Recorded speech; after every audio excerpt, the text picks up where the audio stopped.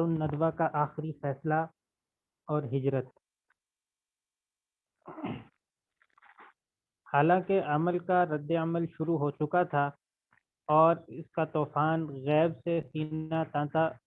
ہوا شہادت کے ساحل سے ٹکرا رہا تھا، مگر انہوں نے اس کا اندازہ نہیں کیا اور جس طرح اب تک اس سے ٹکرا رہے تھے پھر ٹکرانے پر آمادہ ہوئے۔ مینا کے میدان میں تسخیری قوت کا جو مظاہرہ ہوا تھا اس نے ان میں اور ہلچل پیدا کی۔ ان کو اپنی بڑائی کی بربادی کا اندیشہ ہوا۔ اپنے ضمیر کے صادق احساس پر اس قسم کے اوہام کی پٹی باندھ کر وہ اوندے بنے اور کونے کے جس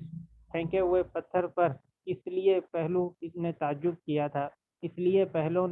کیا تھا کہ جس پر وہ گرتا ہے وہ بھی چور ہو جاتا ہے اور جو اس پر گرتا ہے وہ بھی چکنا چور ہو جاتا ہے، سب مل کر آخری دفعہ ٹوٹ کر گرے۔ اس کا حاشیہ نمبر 1 ہے کہ زبور کی پیش گوئی کی طرف اشارہ ہے جس میں حضرت صلی اللہ علیہ وسلم کو کونا کے سرے کا پتھر قرار دیا گیا ہے اور اس کی پیش گوئی کی گئی ہے جو اس پر گرے گا وہ بھی چور ہوگا اور جس پر یہ گرے گا اس کو بھی چکنا چور کرے گا۔ جمہوریہ قریش کا مشہور اور منحوس ریزولوشن قرارداد پاس ہو گیا۔ کس قدر عجیب ہے یہ قرارداد کے بارے میں نیچے ایک حاشیہ ہے،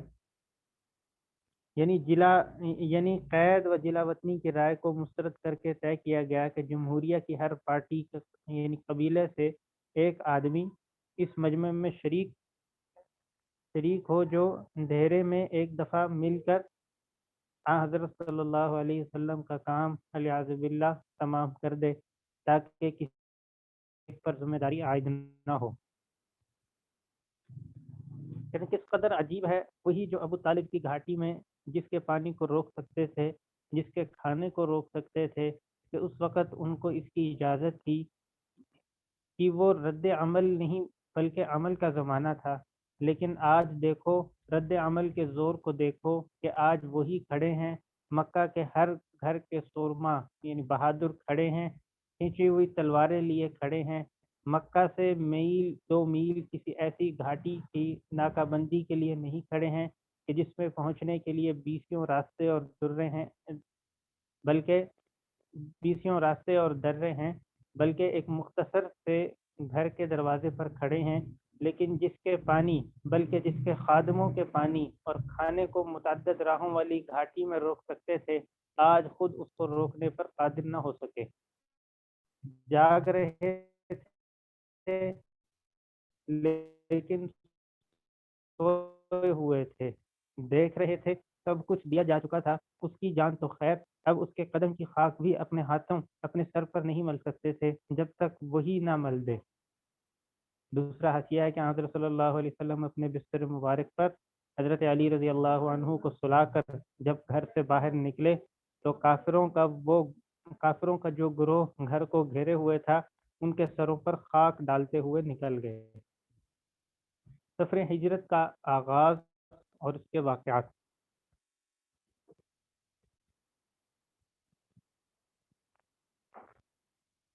جس کے آگے غیب جھک چکا تھا، شہادت جھک چکی تھی، ملائے اعلیٰ و ادنا جھک چکے تھے، جن جھک چکے تھے، انس جھک چکے تھے، دل ڈھونڈتا ہے کہ اس کے آگے جمادات بھی جھکیں، نباتات بھی جھکیں، حیوانات بھی جھکیں اور درند بھی جھکیں، دوند بھی جھکیں، پرند بھی جھکیں، البتہ جو بھی العقل ہی کا تقاضا ہے، جن جن کے کان ہیں سنیں۔ الیہ یا رسول اللہ، میری طرف تشریف لائیے اے اللہ کے رسول۔ یعنی نیچے حاشیے میں لکھا ہے قاضی ایاز رحمۃ اللہ علیہ نے شفا میں اور زرقانی نے شرح مواہب میں اور سہیلی رحمۃ اللہ علیہ نے روز میں آثار صحیحہ سے یہ واقعہ نقل کیا ہے۔ حرا کی جمادی چٹانیں چلا رہی ہیں، طور کا پہاڑ یہی پکار رہا ہے، آخر وہی مسعود ہوا جو محروم تھا، حرا میں نہیں بلکہ جہاں رہ چکے تھے ہیرا میں نہیں جہاں رہ چکے تھے، بلکہ نئے غار طور کو یہ سعادت نصیب ہوئی۔ اور کیا صرف یہی سنایا گیا؟ کیا اسی کے ساتھ یہ نہیں دیکھا گیا کہ اسی غار کے دہانے پر جس میں ملائکہ کا مسجود تھا، قدرت کا مقصود تھا، ہرے بھرے درختوں کی ڈالیاں سر سجود تھیں، اس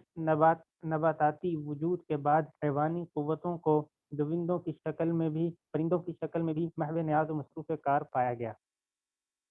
یہ دوسرا حاشیہ ہے کہ زرقانی نے قاسم بن ثابت بن حزم کے حوالے سے نقل کیا ہے کہ ببول یہ مدار کے درخت تھے، عنکبوت یعنی مکڑی، اور غار پر درخت کے شاخوں کے جھکنے کا ذکر امام احمد بن حنبل رحمۃ اللہ علیہ کے مسند اور مسند بزار میں کی حدیثوں میں بھی ہے۔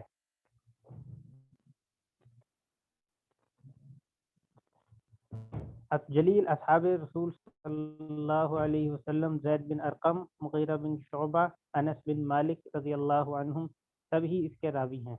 اس غار میں سلیمان علیہ السلام کی چوٹیوں کی طرح غریب مکڑیوں نے سلیمان علیہ السلام کے محبوب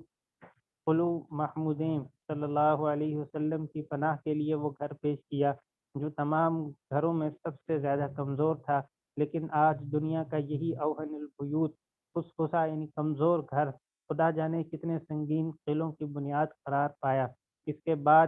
گھر کے بعد دہلی میں، آگرہ میں، درہ دانیال میں، جنوب میں، شمال میں یہ جو لال اور پیلے، سفید و زرد قلعے بنے اور انشاءاللہ بنتے چلے جائیں گے۔ ان تمام قلعوں میں سب سے پہلا قلعہ کیا کمزور مکڑیوں کا یہی کمزور جالا نہ تھا؟ کون کہہ سکتا ہے کہ آج اگر یہ نہ ہوتا تو اس کے بعد جو کچھ ہوا ہو سکتا تھا؟ چھوٹے کو بڑا بنانے والا، بڑوں کو چھوٹا بنانے والا ہمیشہ یہی کرتا رہا ہے، کرتا رہے گا۔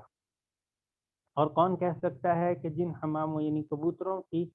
حمایت دنیا کے اسلامی طاقتوں کا آج متفقہ فیصلہ ہے، حرم کعبہ کے یہ کبوتر اسی جوڑے کی نسل سے نہیں ہے جس نے ان طاقتوں کے پیدا کرنے والے کی بھی کبھی حمایت کی تھی؟ جو جانتے ہیں وہ یہی کہتے ہیں۔ پہلا حاشیہ ہے کہ علامہ زرقانی رحمۃ اللہ علیہ محدث جلیل نے اس پر بحث کی ہے کہ غار ثور کے دہانے پر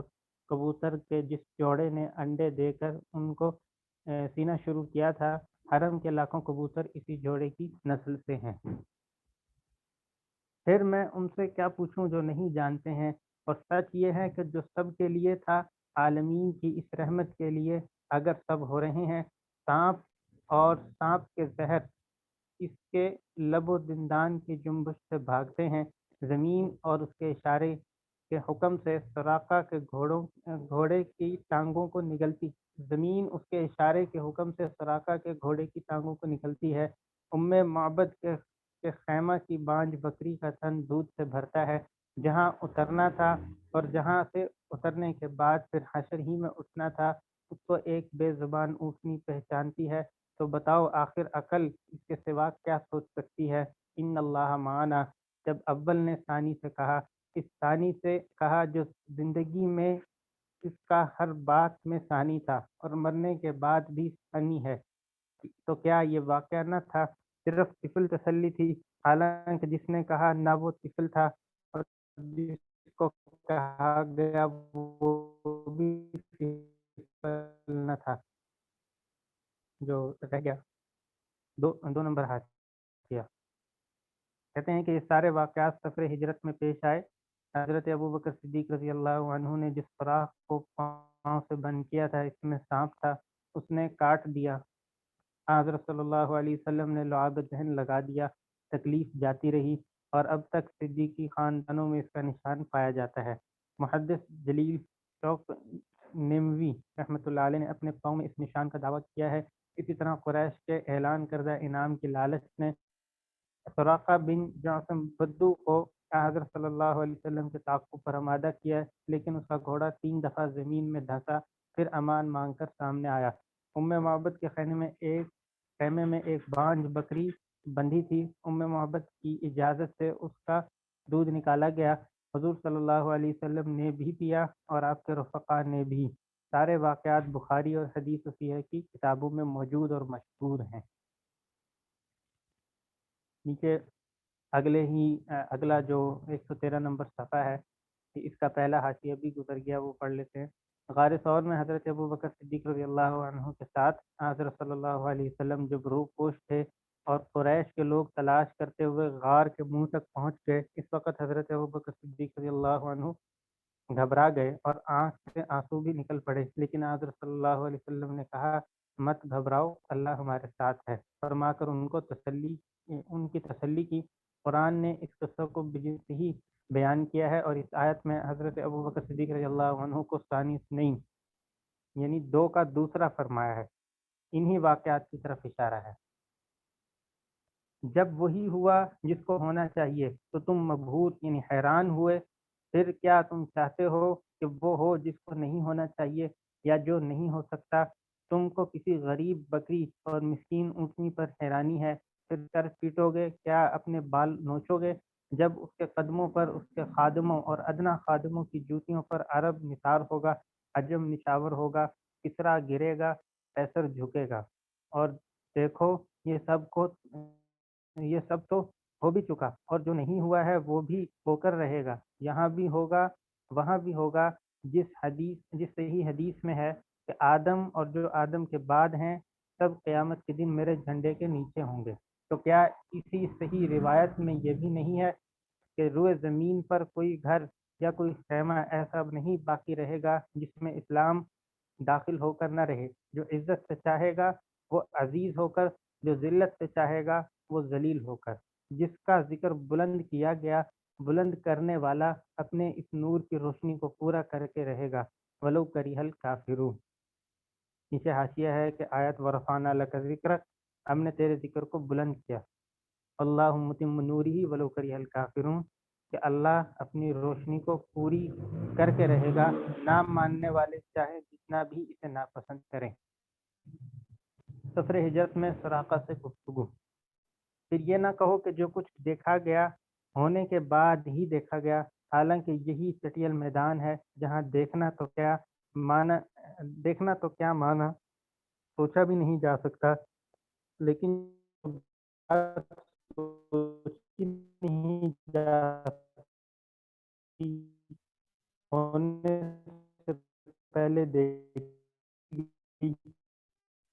اور اس یقین کی روشنی میں دیکھی گئی کہ کہا جا رہا تھا اور بغیر کسی تذبذب سے کو کہا جا رہا تھا جاتا ہے، سراقہ تیرا کیا حال ہوگا جب تو کسرا کے سجن پہنے گا؟ مجلی دہقان کے سان سراقہ بن جوسم چکرا کر پوچھنے لگا، کیا ایران کا کسرا؟ پھر اور کون؟ کسرا ہلاک ہو گیا، اس کے بعد کسرا نہ ہوگا، پھر کچھ دن بعد قیصر بھی یقیناً ہلاک ہوگا، پھر اس کے بعد قیصر نہ ہوگا۔ کہ اعلان کرنے والے یتیم ابو طالب نے سلام ہو ان پر، صلات ہو ان پر، اس وقت جواب دیا جب خدیر جگہ کے نام ہے، جب خدیر کے ریگستان میں قرض کی خریدی ہوئی ایک اونٹنی کے سوا اس کے پاس کچھ نہ تھا۔ پھر جب ہونے کے بعد اسی واقعہ کو مدینہ کی مسجد میں اسی طرح دیکھا گیا کہ وہی تاج جو سونے کی زنجیروں میں بندھا ہوا کجکلا شاہان ایران کا لقب ایران کے سر پر لٹکتا رہتا تھا، اسی مجلسی دہقان کے سر پر رکھا ہوا ہے، جواہر نگار کمر بند اس کی کمر سے باندھا گیا ہے، زیور پہنائے گئے ہیں، تو کرہ زمین کو جو سب سے بڑا بادشاہ تھا اتنی پستی کے لہجے میں کہہ رہا تھا۔ سراقہ نے ہاتھ اٹھایا اور بولا، اللہ اکبر، اسی کے لیے ساری ستائش ہے جس نے کسرا سے چھینا اور مالک بدو کے بیٹے سراقہ کو پہنایا، جو بنی مدلج کے گواروں کا ایک گنوار ہے۔ اوپر حاشیہ ہے کہ حدیث کے الفاظ قابل غور ہیں کہ ایرانی حکومت کی بربادی کا فیصلہ اسی وقت کر دیا، لیکن قیصر کے متعلق حالانکہ نہیں بلکہ لیہلکن کا لفظ ہے، جس سے معلوم ہوتا ہے کہ مغربی تمدن کی موت اتنی قریب نہ تھی جتنی مشرق کی، اور یہی واقعہ بھی ہوا۔ دوسرا حاشیہ کہا جاتا ہے کہ سونے اور جواہرات کے بوجھ سے کسرا کا تاج اس قدر وزنی ہو گیا تھا کہ سر پر نہیں رکھا جا سکتا تھا، بلکہ سر ہی کو اس میں داخل کیا جاتا تھا۔ تاج زنجیروں سے چھت میں لٹکا رہتا تھا۔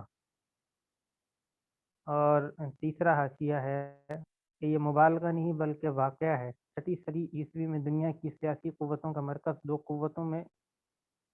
منقسم ہو کر رہ گیا تھا، سارا مشرق کسرا ایران کے اور سارا مغرب کیسر روم کے زیر اثر تھا، اور یہی دونوں قوتیں باہم کشمکش کر رہی تھیں کہ اسلام ظاہر ہوا اور خلافت فاروقی میں دونوں قوتیں برباد ہو گئی، جس کا لازمی نتیجہ یہ ہوا کہ اسلامی قوت تمام عالم کی سب سے بڑی قوت ہو گئی۔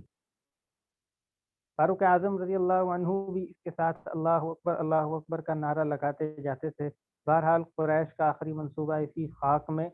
مل گیا جو ان کے سروں پر پڑی ہوئی تھی۔ مکی زندگی ختم ہو گئی۔ اس زندگی میں جو کچھ سکھانا تھا، جن باتوں کا تجربہ کرانا تھا، جس کی گواہیاں مہیا کرنی تھیں، سب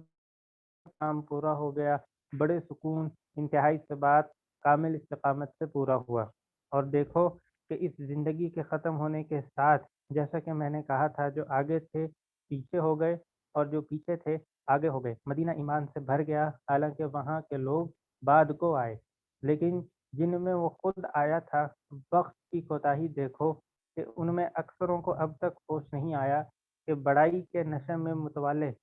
مدہوش ہیں، کچھ شکوک کی چادر اپنے ایمانی احساس پر ڈالے ہیں، دل کے متعلق بالکل اطمینان ہے، لیکن دماغ سے ان کوتاہ نظروں کا دماغ کچھ بدگمان ہے۔